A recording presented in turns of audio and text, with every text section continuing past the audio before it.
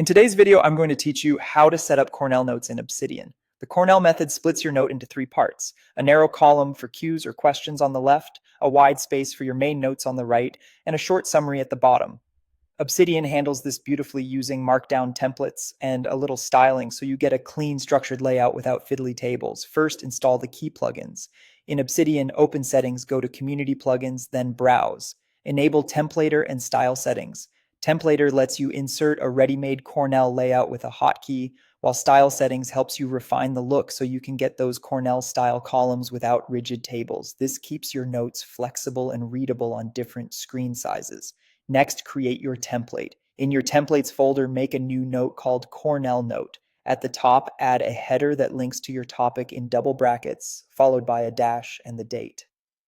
Below that, add a clear section title for cues or questions, and leave a space where you'll write prompts during review. Then add a section called Main Notes, with plenty of room for your live note-taking, including bullet points, quick diagrams, or quotes. Finally, add a summary section at the bottom with a reminder to capture the key takeaways in 2 or 3 sentences. Save the note and mark it as a template or template in Templator settings so it's available from a hotkey. Keeping the structure simple makes it fast to use and easy to scan. Here's the workflow. When you start a lecture, meeting, or reading, trigger the template using the Templator command palette shortcut, then choose Insert Template. Take your main notes live in the large section on the right. As you go, use internal links with double brackets to connect concepts across your vault.